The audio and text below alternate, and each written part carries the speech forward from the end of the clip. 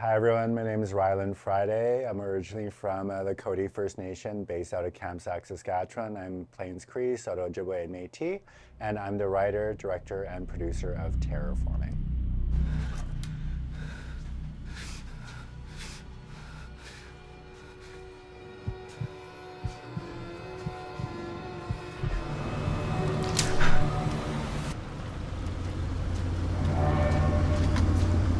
Terraforming is pretty much told in a continuous shot-like feel, and it's 23 minutes of just pure tension building and just this uncertainty. It follows an interracial gay couple, Parker, who is Indigenous, and his boyfriend Darren, who is white. They are on a road trip out east to Parker's art gallery's opening. They get detoured because the road was washed out. They eventually had to go to Parker's Kukum's cabin, who she has passed. But along the way to the cabin, they essentially make a disturbing discovery, which leads to cracks in their already toxic and fragile relationship. Terraforming is this conversation and this discussion of inter-Indigenous and settler relationships, but also adding this question of what is the horror from an Indigenous perspective?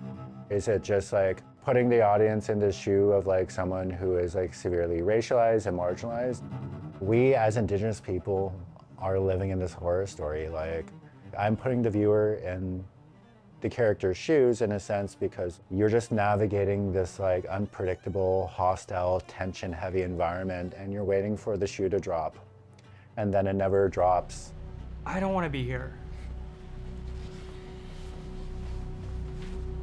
You're gonna be fine.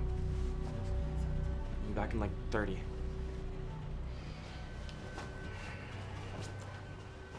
Sasha Mark and Josh Dowie.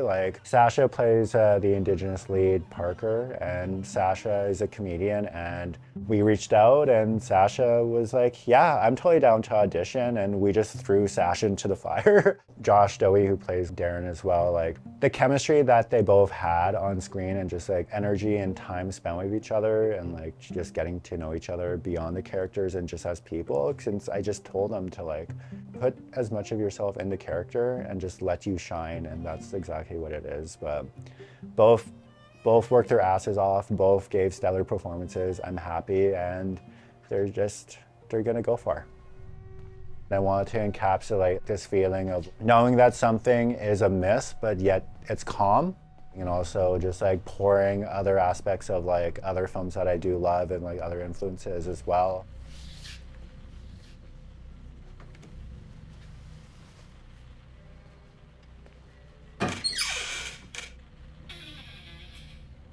For me, terraforming is an act of defiance. The film came out of me and it just unraveled out of me by October 2020. I shifted my focus from producing to focus on writing and directing after producing my first feature the year prior in 2019, and I just knew that I needed to honor myself and put myself first. And it was also important for me to reconnect to my community and culture, and looking at my culture on that lens as well, because I'm disconnected, I'm learning.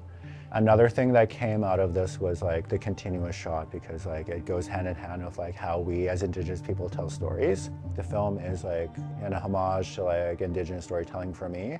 The film is all circular and all encompassing, because whatever the settler boyfriend does, it has impacts and consequences where the viewer will feel it by the end of the film. The cabin in itself is a sacred space. It has familiar or just strong familial ties and such importance to Parker's culture and upbringing and family.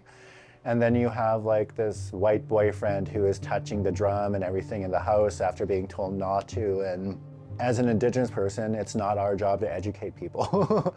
Or giving a teaching moment, which is so prevalent and so stereotypical in genre film, just the BIPOC character being hey, don't touch that for these very specific cultural reasons.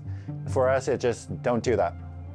For us as BIPOC and Indigenous people, we are living in this modern day horror story where the casual racism is the horror story. Story sovereignty and representation go so far, and it's a love letter to the representation that I wish I saw growing up in growing up in Langley in the 90s and 2000s, but also just making something that future generations of like BIPOC and like Indigenous and queer kids could also see. It'd be like, hey, like there's these two gay men on the screen and like they're like everyone else. They're just normal functioning adults. Like, yes, their relationship isn't healthy, but like there's nothing about them that others them or like stereotypes them. They're just people.